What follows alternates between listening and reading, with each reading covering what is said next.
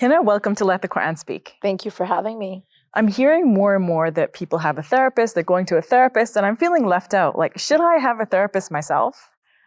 Safiyyah, I think everybody needs to have a therapist. Okay. Yeah, it's the way that we are dealing with the world nowadays and the kind of challenges that people are facing. Therapy should be a natural part of everyone's life. And I think it's time that we start breaking down those stigmas that a healthy person is going to therapy and we kind of give them that sideways glance like, why are you in therapy? I think it's time to overcome that and really take ownership that it's okay for people to want to seek help. And if not, just seek help, but just to go in for alignment. Mm-hmm. So people who go to therapy it's not like there's something wrong with them or they need a lot of extra help. Like, you know what I mean? That's often the perception that something's wrong with them. So think of it like this. Prevention is always better than cure. Mm-hmm. If you feel that, if you don't have a therapist and you're like, oh, there's nothing really wrong in my life. Yeah, you're right. You don't really need to be in therapy.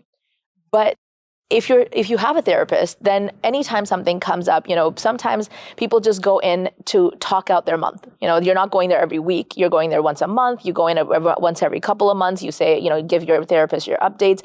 It's a place that you go to meet yourself. And in the hustle and bustle of our lives, our relationships, our careers, the world around us, the kinds of challenges that we're facing, we don't take time to sit with ourselves and to analyze what we're going through, our thoughts, our feelings, our experiences, our responses to situations. And a lot of people, they just kind of put these blinders on and they're running in life and all of a sudden they trip and fall and then they don't know how to get back up. Mm-hmm. Now, if you're in therapy, you know that you're going to trip and fall because that is the nature of life, but now you also know how to get back up again. Mm-hmm.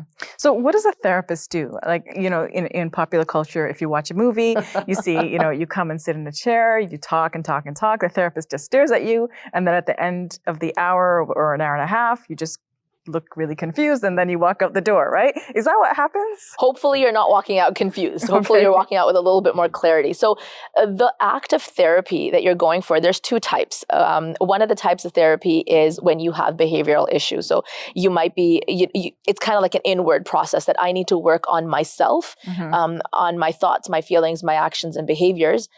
And then the other type is that you're going in for relationship management. So it could be work related, your children, your friends, or your husband or wife. So the dynamics of therapy depends on what your needs are. Mm-hmm.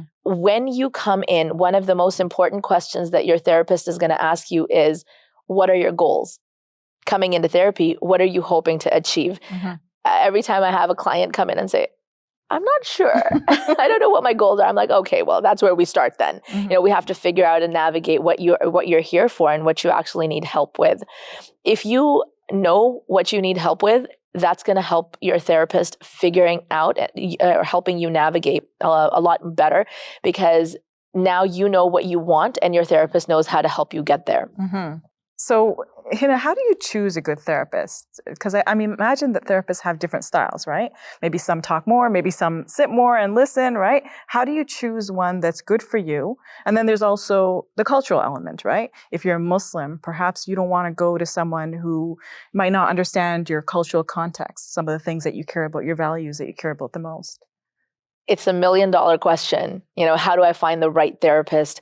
My recommendation always is start by going online and typing in, whatever your requirements are. If you're struggling with something in particular, kind of goal oriented, so you know what you need help for. If you're looking in particular for a Muslim therapist, so just kind of, or marriage or whatnot, right? So put that as the keywords. And there's a lot of great search engines that a lot of licensed professionals are registered with. Psychology Today is a great one. Okay. It has a comprehensive database. And then what happens is that it'll give you that original profile. So the therapist registered on most search engines will give you basic information about themselves, their credentials, and then their website perhaps, and you can look into that. So your first soft search is just experiencing different therapists online and looking at their profiles and what kind of population they work with and what their methodology is. The second step, you've got a huge pool to choose from. Pick about 5. From those 5 therapists, give them a phone call, set up a time to speak to them, email them and whatnot, set up a time for a phone call or a consultation and have a conversation with them and ask them questions like you just asked me right now. I want to know what your style is. What are the ways, what kind of practice do you have? What do you like? How do you help clients?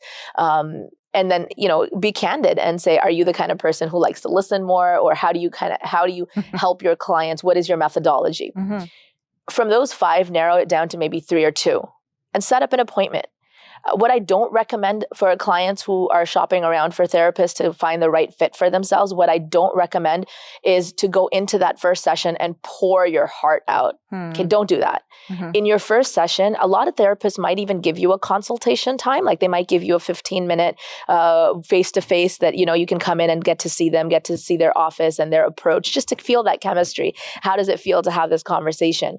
But go in there with the intent that you're kind of interviewing to see if this is a good fit. Mm-hmm. The reason why I say don't pour your heart out or, start sharing everything is because that's going to emotionally exhaust you. And at the end of that one session, you're going to be so emotionally depleted that you're going to be like, I don't want to do this again. So when you go in, just to kind of it's like an interview thing, or you're just getting to know them or consulting with them, what I would recommend is just to have a brief background about yourself.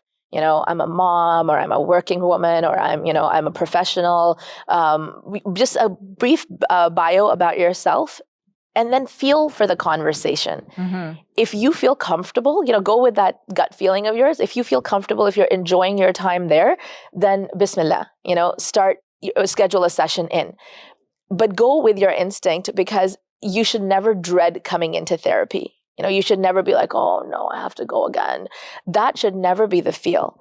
So if you can kind of, the process of looking for somebody, if you can narrow it down to a good fit, that's where the real work begins. And, when you're invested in your therapeutic process, it means that you're happy with the person that's providing therapy. Mm-hmm. Would you advise, if you're not comfortable with the therapist midway, let's say you do 3 sessions with the therapist, would you advise switching to another therapist?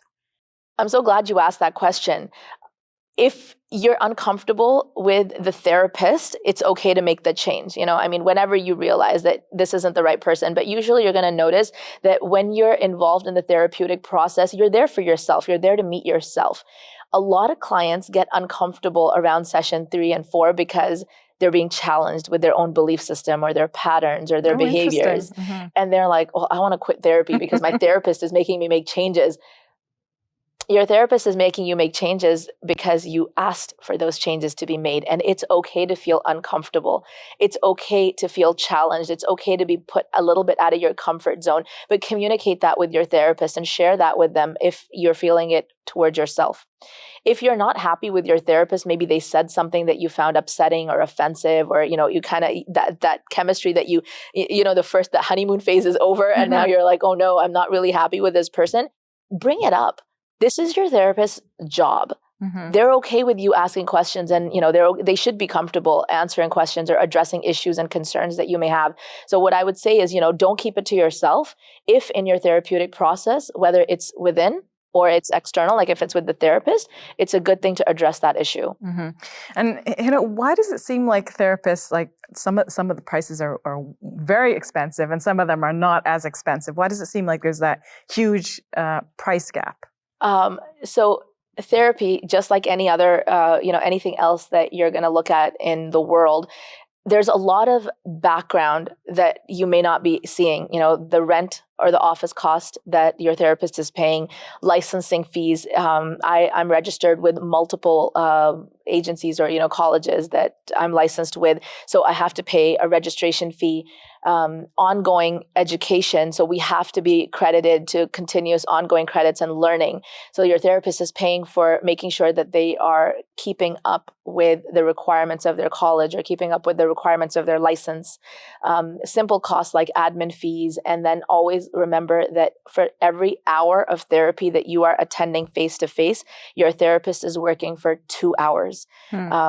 The work that we do prior to you coming into session, I review all my notes. I come up with the treatment plan. I come up with, the direction that I'm going to help my client with. I'm going to do some research if I need to. So the hours prior or the time prior to the therapy session. And then after my client has left, I have to do my notes, my filing, anything that was related to admin work, whether it's processing fees or generating receipts. So it's not just that 1 hour that you're paying for, you're actually paying for 2 hours of your therapist's time. And then obviously all the overhead. So if you're going to see a therapist in downtown Toronto versus, a smaller area, obviously that's going to come into play because your therapist is paying for all the overheads. Mm-hmm. Thank you, Hina, for that. I really like you, and maybe I'll have you consider being my therapist.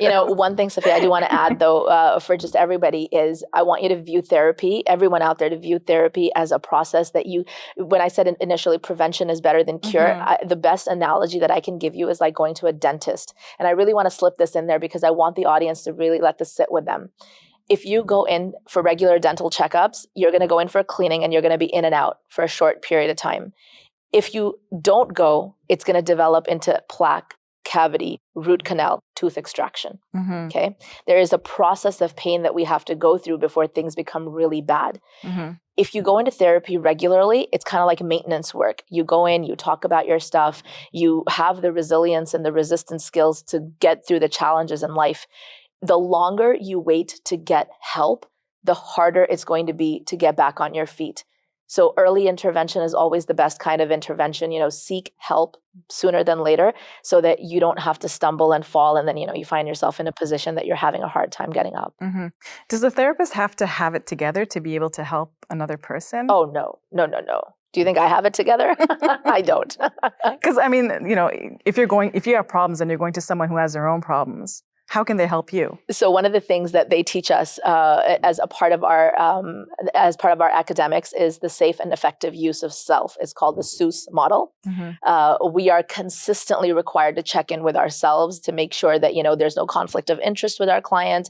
Am I in a safe position to be helping somebody? So your therapist has already been educated about this, that they know their limitations, they know their boundaries.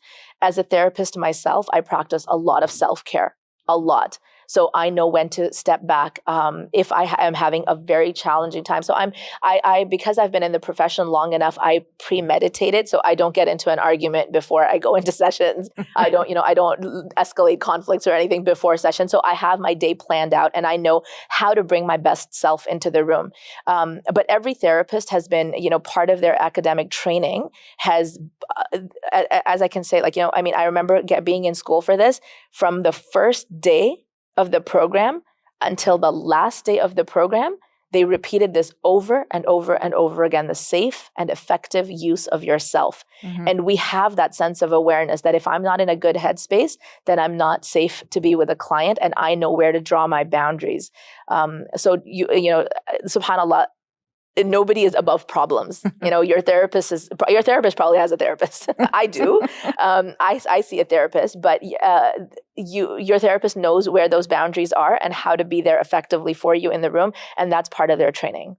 Thank you for sharing all of this with us, Hina. I really appreciate it. If you enjoyed this video, click like and subscribe. And please donate to support our work at QuranSpeaks.com.